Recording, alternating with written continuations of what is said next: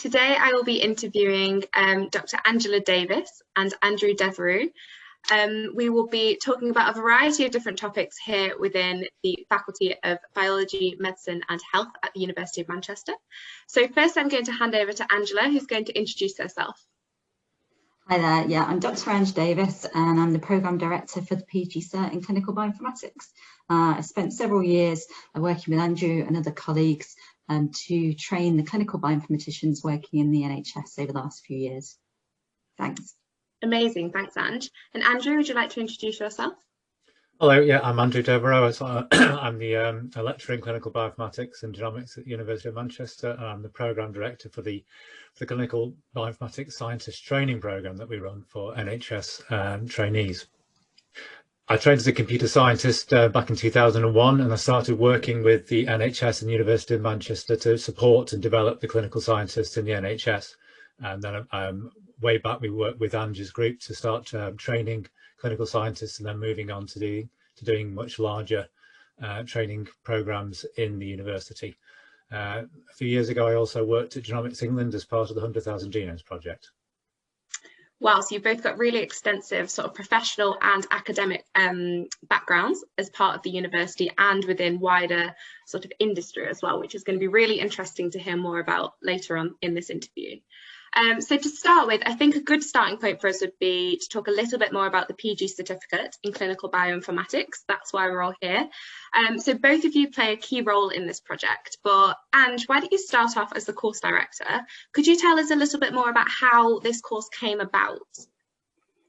Sure, yeah. So as we both mentioned, we've both been involved in training the bioinformaticians, the clinical bioinformaticians working in the NHS.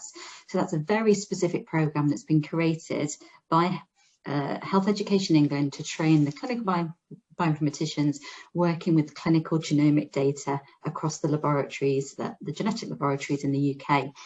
And so we've been involved in that now for quite a number of years. But that's a programme that's essentially a closed programme that Health Education England recruit to. So we realised that we're getting more and more interest in this area from overseas and so on, where there aren't such dedicated training programmes. So what we decided we'd do is develop the PG certificate to go some way towards helping to support capacity building to develop clinical bioinformaticians on a much more global scale. So the reason for it being online is so it's accessible from across the world. Yeah, so we started the course now in May 2019, and we actually use a lot of the same team that are involved in delivering the scientist training programme that Andrew mentioned that's training the clinical bioinformaticians for the NHS.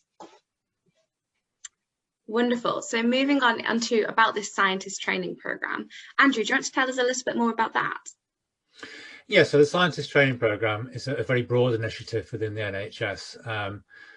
It recruits people, usually at postgraduate level or from various different backgrounds, who are interested in training to be the scientists that support healthcare in the NHS. And there are many different types of STP, many different disciplines that they can train in, and the one that we are involved in is the clinical bioinformatics one. And so every year we get a cohort of students who work in genetics laboratories throughout the UK, and they undertake a workplace training program over 3 years, and within that they also do an MSc at the university which we run, which gives them all of the academic content and skills that underpins their workplace training.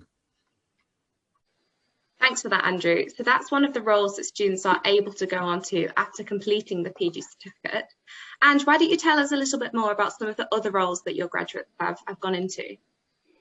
Yeah, so I think we get asked this a lot, which is, can I become a clinical bioinformatician?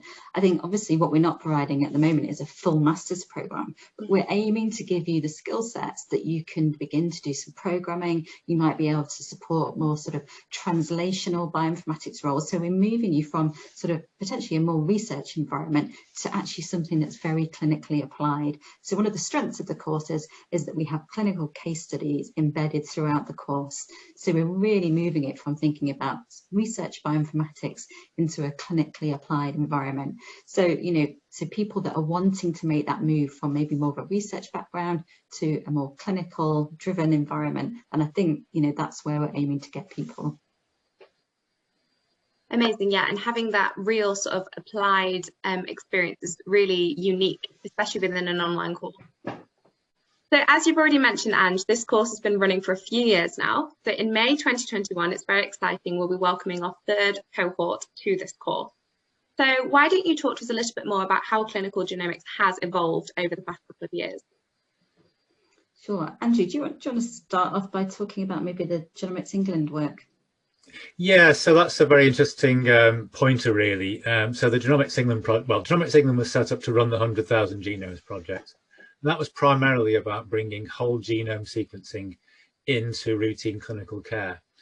It was a specific project that looked at 100,000 genomes, but it's now gone on to underpin the NHS's genomic medicine service.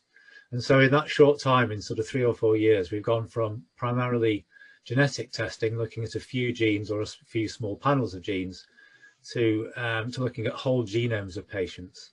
And so that's and this is now a frontline service within the NHS. And some of the things the benefits that have been looked for are things like finding new diagnoses that weren't possible a few years ago, to start to introduce precision and personalized medicine into the cancer field, and to start finding new ways and cheaper or more effective ways of diagnosing really much more common diseases, which can now, you know, with a much easier and simpler genomic test, we can avoid lots of the physical testing, X-rays, MRIs, that sort of thing in certain fields. So there's a whole new spectrum of applications of genomic medicine which just weren't around a few years ago. I guess if we think about the field as well, you know, it sort of gets reflected in the master's projects that we end up supervising at our end. So, you know, we're all very up to date in the sort of the way this service is developing in the clinic because of being involved with those projects. And if I think back to a few years ago, we were supervising a lot of projects related to creating variant databases, or then it moved on to looking at structural variants. So a lot of projects focused around CNVs. Now it's really interesting to see how things are moving on. We're looking at, you know, developing much more sophisticated pipelines where we're looking at, you know, pipelines to introduce or figure out the pseudogenes in there. We're looking at circulating free DNA workflows. We've had some that have been focused on microbial workflow development. So the field has changed and it's evolving all the time. And I think we see that reflected in the kinds of work that our students are actually doing within the clinical services. Definitely, I agree. And a lot of students have mentioned to me over the whilst I've been speaking with them that they're worried that the field changes so fast they can't keep up, and that's why a lot of students do come to do this course, to get back into the knowledge field and to refresh their knowledge of bioinformatics and clinical bioinformatics as well. So another question which I get a lot from students, which you two might be able to shed some really specific light onto, which would be great for those who'll watch this video back. Many students come to me and say that they're worried about the Unit 3 in particular. So this is the introduction to programming. How is it that this course will support students during this unit if they feel they're lacking the experience? Yeah, so maybe if I can touch on sort of an outline. So this unit has been designed by two of our colleagues, and it's centered on a real life clinical piece of software. So this piece of software is used in the clinical genomics laboratories. It's called Variant Validator, and we actually embed it within our teaching. It helps to look at variant nomenclature and variant interpretation. So what we've done is designed something called Jupyter Notebooks, and they're really an all-inclusive way of delivering programming teaching. And what that means is, for someone that's a novice to the area, everything's embedded within the one place, and you get sort of tips on how to correct your code, what to do, and it takes you through it, and it's all in this really nice sort of framework. And the other thing that we do that's quite unique, I think, is support the students whilst they're learning using something called Slack. So we're there, we're checking Slack, we're supporting you, and we're helping you to develop a community of practice, because you work in groups on pieces of code design, so where you're really supporting each other too. And did you want to add anything on the programming? Yeah, so I think just to carry on from what you're saying there, Ange, it's very much what makes it different from maybe sitting and trying to do an online course is that you're actually embedded into the kind of network and structure that you would be if you were a professional programmer. You're in a group on Slack with other people doing the same work, and then you're using GitHub, which is typically used in the programming industry to share and develop code. And so right from the start, the teaching methods that we use are exactly the same methods that you would use if you were developing code and programming. That also means that you've got support throughout the teaching program. You're able to post your questions up on Slack, and our tutors are there watching that all the time and getting back to you and able to support you all the time. So it's a very hands-on supported program. And that should take you right from knowing nothing through all these resources into being able to develop some really a piece of code at the end, which actually does something that's really relevant to the work that we're doing. And it's a tool that you've already used in the program. You've come across Variant Validator at the start of the course, so you're working on something that's really relevant to this field. Definitely. And I think especially with the course being online, it's amazing that there's all of this support available for our students who are studying from a distance or wherever.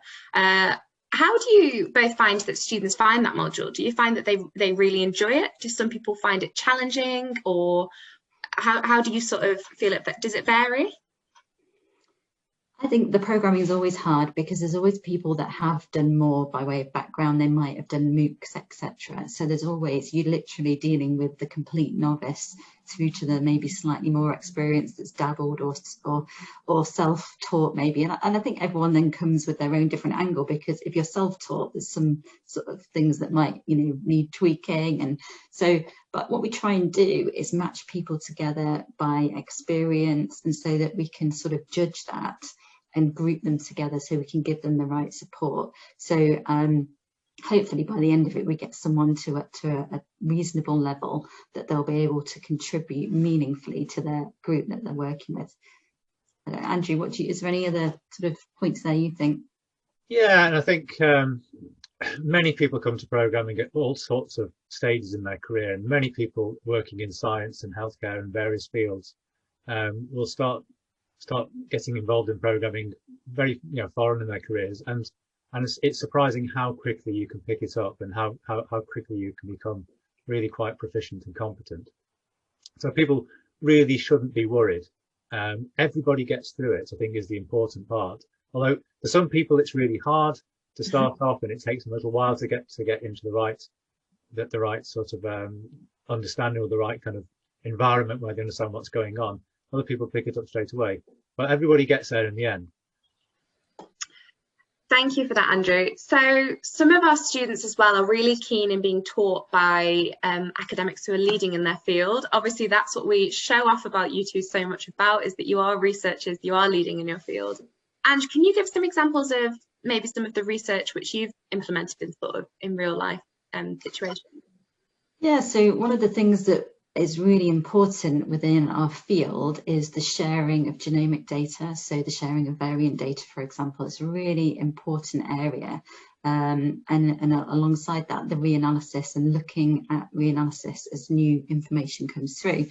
So one of the areas that I've been looking at with my colleague, Professor Andy Brass, and we also have a PhD student together, is the use of a technology called blockchain and smart contracts for actually setting up a system for sharing genomic data across clinical laboratories. But that's actually really important, because at the moment, data can be very siloed within individual clinical laboratories, and what that means is only that laboratory is then going to benefit from that in terms of helping the patient. So I'm sort of looking at blockchain as a potential mechanism for enabling that sharing across a much wider scope of laboratories. So that's one area I've been looking at. The other area that I'm particularly interested in is a project that we're just starting actually with one of my genetic counselling colleagues, is focused on improving genetic literacy, particularly in South Asian communities within the UK. So this is a particular sort of focus for, we're working in particular with one of the councils up in the northwest to increase genetic literacy within that community, as many of them might experience the need to go through genetic testing, for example, if there's any genetic history in their families. So what we're actually focused on doing is co-creating an app with that community to help them understand genetic terms, genetic concepts, and we're really excited about that project because actually we're co-creating it with that community. Sounds like a really amazing way to sort of give back to the community as well. So yeah, how will this implement any further benefits as well then? So this will be applied into the community base. Will it be any wider spread as well? Are you hoping to extend this to other communities as well? So initially the Genetic Counselling App project is a sort of pilot project that we're piloting with that community up in the northwest of England. Obviously, if we're going to collect data from the app and if it really takes off, what we hope to do is potentially apply for more funding to really launch that on a much more global sort of initiative. So we've got lots to do to evaluate it and show that it's actually making a difference, first of all. But it's certainly an area that we're all really excited about. Thanks, Andrew. It's really interesting to hear how that research is applied into society, and it sounds like having a great impact in the wider community as well. So I think that's about all we've got time for today. It's been fascinating hearing about the skills developed from this course, the opportunities that it could provide for students who do go on to study this PG certificate. So if you're both happy, I think we'll leave it there. Is there anything else you'd like to say, Andrew? Shall I go to you first? Yeah, so I think what's really great about the course is that we're able to bring lots of really new cutting edge stuff in. I mean, it's a very fast moving field, but the nature of the course and how we deliver it means that we can keep it updated. And although people are all over the world doing the course, it forms a really strong community, and there's an enormous amount of discussion and communication throughout all the group and support for everybody. So it's a really really stimulating course to be involved in. And? Yeah, I think I can honestly say as the programme director that I'm immensely proud of what the team have achieved in developing this course and the quality of what we've produced. And actually all of the team are completely dedicated to making sure it's absolutely cutting edge and up to date. And in fact, each time we've been updating the materials. And so I think, again, the quality of the team behind it, their experience in working with the bioinformaticians in the NHS, and then turning that into innovative and creative educational resources is really our key strength. Amazing. Thank you very much for joining me today. It's been really interesting to hear about. Thanks, Jess. Thank you.